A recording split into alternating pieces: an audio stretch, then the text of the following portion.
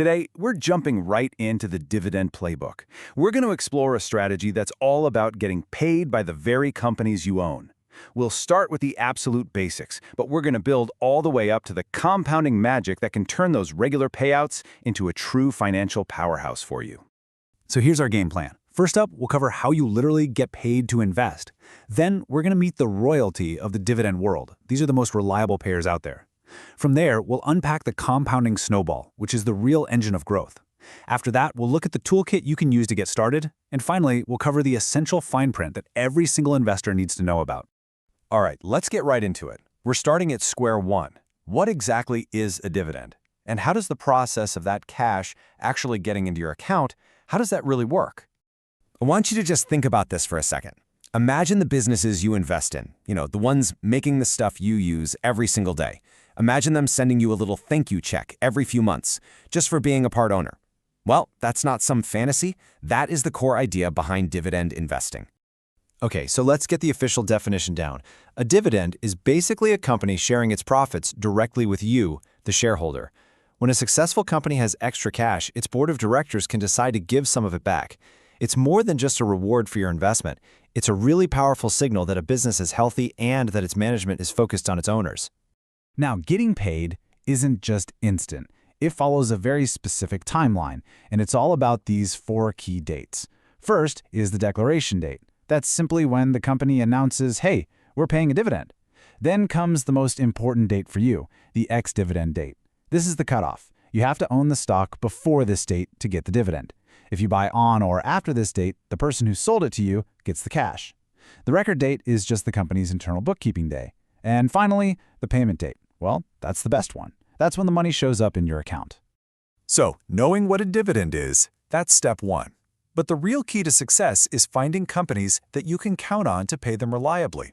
So let's meet the elite, the companies that have proven their commitment to shareholders not just for years, but for decades. In the dividend world, there are these 2 very exclusive clubs, often called royalty. You've got the dividend aristocrats, and then the even more exclusive dividend kings. Now, both of these represent companies with incredible track records, but they have slightly different rules for getting in, and it's important to know the difference. First up, the dividend aristocrats. To get on this list, a company has to check a few boxes. First, it has to be in the S&P 500, so you know you're dealing with a large, established American business. Second, and this is the big one, it has to have increased its dividend for at least 25 years in a row. And third, it has to meet some other size and liquidity rules. It's a tough club to get into, with fewer than 70 companies on the list right now. And then you have the dividend kings. Their main requirement is even tougher. A company needs to have increased its dividend for at least 50 consecutive years. I mean, think about that. Half a century of giving their shareholders a raise every single year. What's interesting here is they don't actually have to be in the S&P 500. This makes it an even more exclusive list, with just over 50 companies qualifying. So why does any of this matter? Why should you care about these lists? Well, think of them as a pre-vetted group of high-quality companies. You don't just accidentally raise your dividend for 25 or 50 straight years. It means a company has a durable business, a strong competitive advantage, and management that's laser-focused on its shareholders. These companies have raised payouts through recessions, the dot-com bust, the 2008 financial crisis, a global pandemic, you name it. That signals some serious resilience. All right, so we know what dividends are, and we know who the most reliable payers are. Now, let's get into the real magic. This is where dividend investing goes from just being a way to get some income to a way to build serious, long-term wealth. And the best part is, it can be almost automatic. And the key to this magic is a really simple tool called a DRIP. That stands for Dividend Reinvestment Plan. Most brokers let you just flip a switch for your stocks or funds, and instead of getting that dividend paid to you as cash, the DRIP automatically uses that money to buy more shares of the very same investment. And it's usually done with 0 commissions. And this simple little setting, it unleashes one of the most powerful forces in finance. Think of it like a snowball rolling downhill. Your original shares pay you a dividend, which buys a few more shares. So now you have a slightly bigger pile of stock, right? Well, that bigger pile generates a slightly bigger dividend next time, which then buys even more shares. And that cycle just keeps repeating, getting bigger and faster over time. Let's just visualize this for a moment. On one side, without a DRIP, you own your shares and you get a steady stream of cash. That's great, but your ownership doesn't grow. Now on the other side, with a DRIP turned on, that cash goes right back to work for you. your share count just keeps climbing with every single payout. Over 10, 20, or 30 years, the difference between these two paths can be absolutely massive. That's the power of compounding in action. Okay, so maybe you're sold on the idea. You get the basics, you know about the elite payers, and you understand the power of compounding. So how do you actually get started? Well, there are really two main paths you can take, and each one has its own pros and cons. Your first option is to buy individual stocks. The big advantage here is control. You're in the driver's seat. You get to pick the exact companies you want to own. The downside? It takes a lot of research to build a properly diversified portfolio. Your other path is using a dividend ETF, an exchange-traded fund. The huge pro here is instant diversification.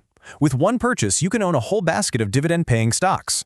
The trade-off is you give up some control and you have to pay a small annual management fee. Let's look at a few examples to make this real.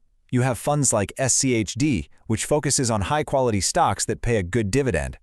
Then there's something like VIG, which is all about companies that have a long history of growing their dividends. Or you could get really specific with an ETF like NOBL, which invests only in those dividend aristocrats we just talked about. And look at those expense ratios. They're tiny. We're talking just a few dollars a year for every $10,000 you invest, which makes ETFs a really cost-effective way to get in the game. Okay, before we wrap up, we absolutely have to cover the fine print. Dividend investing is a fantastic strategy, but it's not totally foolproof. There are some risks and complexities, and being aware of them is absolutely crucial for your success. The biggest risk, especially for beginners, is something called the yield trap. This is when you see a stock with a crazy high dividend yield, I'm talking 10% or more, and you think you've hit the jackpot. But hang on, an unusually high yield is often a red flag. It usually means the stock's price has plummeted because the market thinks the company's in trouble and might have to cut that dividend. Chasing the highest yield can be a recipe for disaster.